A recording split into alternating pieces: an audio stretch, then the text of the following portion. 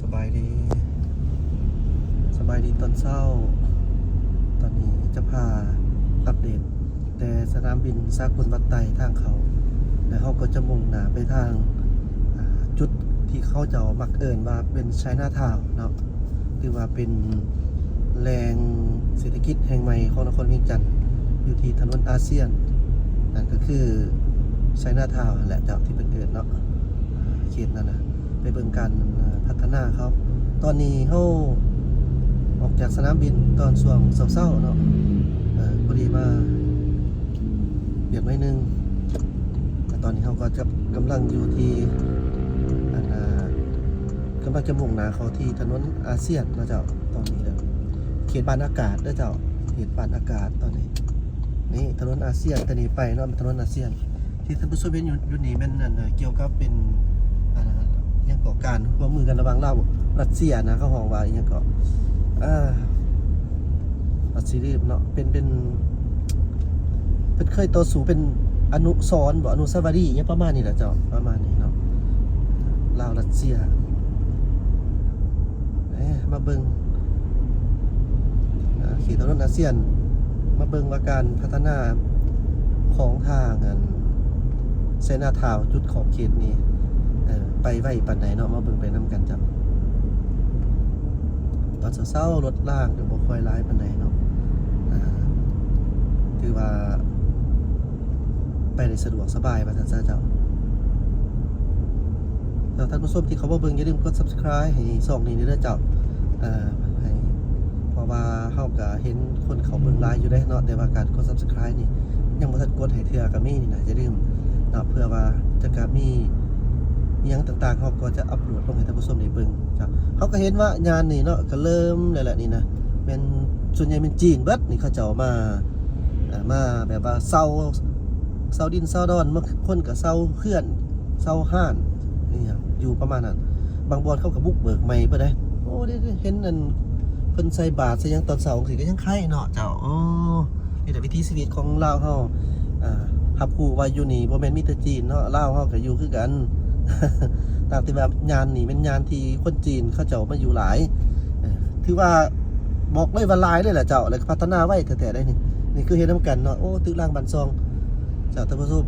เธอเนาะขึ้นไว้อีดีได้นี่เฉพาะแต่อยู่ขอบทางซื่อๆเด้อนี่เจ้าให้เบิ่งไว้เนาะเพราะว่ามันขับรถเนาะเจ้ามันจะบ่ได้เห็นเบิดทุกคนเฮาก็จะเห็นแต่อยู่เฉพาะขอบทางสังเกตเห็นเบิ่งเค้นขึ้นแม่เจ้าท่านผู้ชมเค้นขึ้นโอ้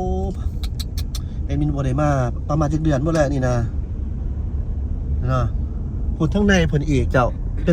ป็นโซนเป็นสันเลยนะที่ว่าไว้อีดีเจ้าไว้อีดีเด้อไชน่าทาวน์ก็สิเอิ้นไชน่าทาวน์ก็บ่แม่นดอกส่วนใหญ่มันเฮามักเอิ้นแบบนี้แต่มันก็บ่แปลกหรอกอยู่ทุกประเทศก็มีไชน่าทาวน์เฮาบ่ตกซีเรียสกับเรื่องนั้นเนาะไปสิว่าหยังก็ว่าเพราะว่าเพิ่นมาตามระเบียบกฎหมายมันถูกต้องเนาะเต็มเบิดเขตเมืองนั้นอีกฉะนั้นเพิ่นมาเฮ็ดธุรกิจเนาะมีทั้งภาษาลาวภาษาจีนนั่นแหละเจ้าคือเห็นนำกันจังซี่อาจจะสายไปสายมาเด้อเจ้าท่านผู้ชมเนื่องจากว่าอยากให้เห็นหลายทีหลายบอนหั่นนะเฮาสิค่อยๆเบิ่งไปยังอีกตัวนึงว่ามันที่เขาเห็นอยู่ขอบทางจังซี่นี่ที่ว่าเกือบว่าแม่นเบิดแล้วเจ้าเนาะแต่ว่าลาวเขาก็มีหลายคือกันเฉพาะอยู่ที่เส้นทางใหญ่เนาะยังมีทางเขาหอมเข้าไปอีกว่าซั่นซะยังเป็นมันมีหลายเส้นทางออกไปฮอดดงหน้าโซกทางตัดไม้พุ่นน่ะแม่นเบิดเนาะฉะนั้นก็ถือว่าการพัฒนาอยู่ของเขตนี่ไวกว่าหมู่เนาะเจ้าไวอีหลีนี่แหละคันเอาไปเปรียบเทียบใส่เบิ่งแถวเขตหน้าไส้เบิ่งเอาสมมุติว่าเนาะแต่ดนนี่แหละก็ยังสำนันมาทางนี้แม่นี่เห็นบ่เพิ่นว่าโอ้จีนไปอยู่ไสเขาก็สร้างว่าซั่นซะเพื่อบ่อยู่เขาเจ้าแล้วหาธุรกิจเขาหาเงินหาหยังเนาะเขากล้าลงทุนนะจีนนี่นะมักอันเดียวให้หมดประเทศเพิ่นพัฒนาไว้เนี่ยและก็เพิ่นเด็ดเดียวเกี่ยวกับเรื่องการปราบปรามพวกคอร์รัปชันเห็นบ่ขนาดระดับขันเป็นแม่ทัพใหญ่เนาะท่านผู้ชมไผสิคิดสิฝันโอ้โหนำแต่เช้านะเขาเอาประเทศศาสตร์ก่อนก็แม่นความเพิ่นนั่นแหละเนาะ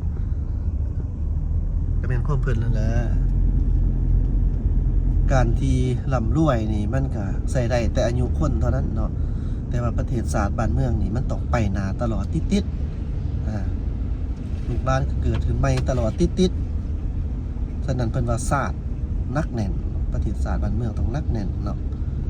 คนเฮานี่เจ้าสิครอบครอง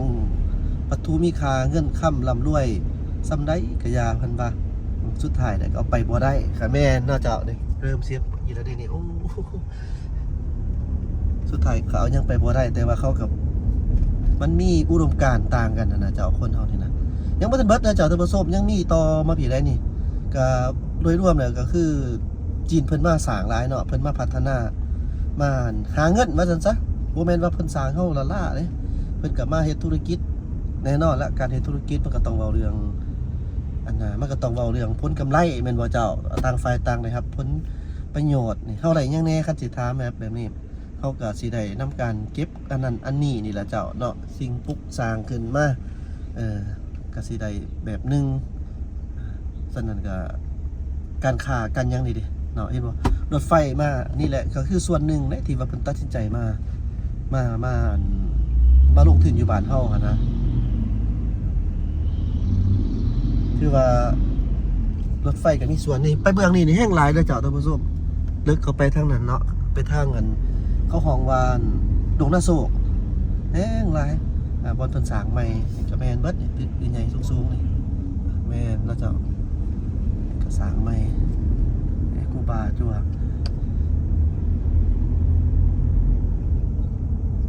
เอายอมรับอีดีว่าอันนั้น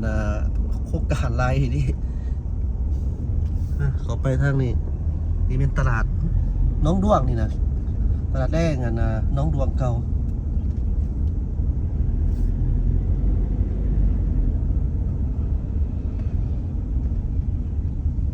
จีนนี่เข้ามาผู้สมหวังกับสมหวังเลยเจ้า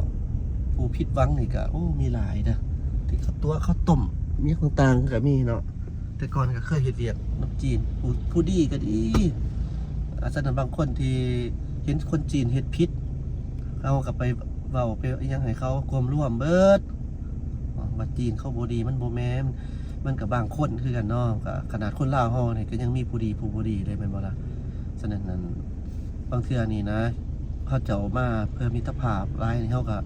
ควรแบบเวียนวรรคแน่เนาะสิเว้าให้กระเจาะจงผู้นึงให้เฮาความร่วมมาเบิดอย่างประมาณนั้นเจ้า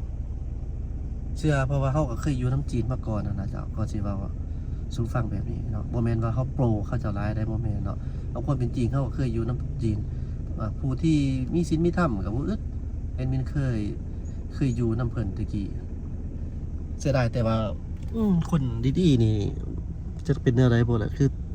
ธุรกิจเพิ่นไปบ่รอดเนาะสุดท้ายเพิ่นก็ต้องได้กลับประเทศคืนอันนี้ก็เสียดายนะเพิ่นเจ้าเขตนี้ยังแม่นอันนั้นเด้อเจ้าเขตตลาดแรงเก่าอะไรนี่น้องดวงอะไรนี่นะเขตนี้ตลาดน้องดวงพัฒนาเบิดแล้วแหละโอ้มันยังคือไปเส้นทางนั้น เอาเฮาอันสิพาไปเบิ่งหอดทงอันคำเฮาก็สิโจ๊ะนะเจ้าเขียนต่อกันเด้อพี่น้องเฮา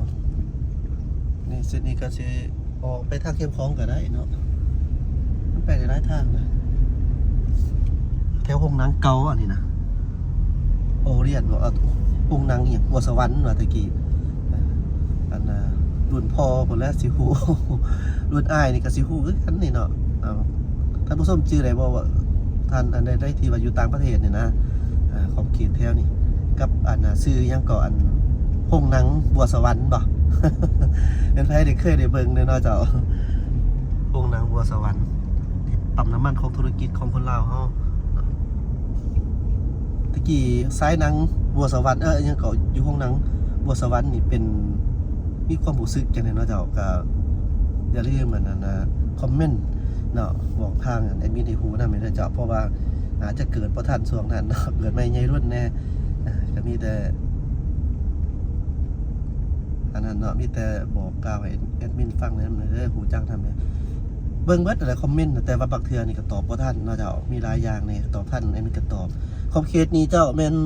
ทุ่งคันค่ำเด้อนี่เป็นทุ่งคันค่ำตลาดทุ่งคันค่ำกับสิบ่คือเก่านะตะกี้มันไฟใหม่เทื่อนึงหั่นนะเจ้าไฟใหม่แล้วเพิ่นก็เลยมาปลุกเป็นแบบจังซี่แหละเป็นคล้ายๆคือห้องแถวอิหยังไป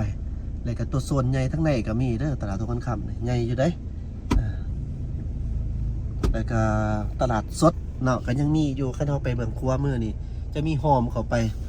จากปากทางเขาหาหอมที่แบบเขาขายเครื่องเต็มหมดละเขาก็จะได้กินอายแห่งการเป็นตลาดตรงกันข้ามเนาะแต่ว่าส่วนใหญ่ถือพัฒนาไปเบิดอะไรเจ้าเนาะก็ดีแบบนึงมันบ่เปื้อนเปื้อนเนาะปูคอนกรีตยังใส่เบิดเลยสำหรับตรงกันข้ามเส้นทางโอเคเจ้าก็สีมีแต่เท่านี้ได้เจ้าสำหรับการอัปเดตให้เบิ่งเนาะสำหรับเรื่องการพัฒนาในเส้นทางถนนอาเซียนตอนเขาอยู่นี่ก็เป็นถนนอาเซียนพุ่นจนไปฮอดนั่นพุ่นสะอาดเพื่อเจ้าจนไปฮอดพุ่นสะอาดพุ่นจังวิทย์จะกลายเป็นถนนไก่ซ้อนแบบนี้เนาะแต่ตอนนี้นี่เขายังคงอยู่ถนนอาเซียนเขามาที่นี่จะเขตดงเมียงแบบนี้นะเนาะทุ่งกันค่ำต่อไปก็ดงเมียงเมื่อกี้เข้าไปทางนั้นเป็นทงตุ้มจืดแหละเนาะท่านผู้ชมคงสิจืดแล้วโอเคก็จะประมาณนี้แล้วเจ้าขอบใจที่ตามรับชมอย่าลืมกด Subscribe เป็นกำลังใจให้ทั้งสองเลยเด้อสบายดี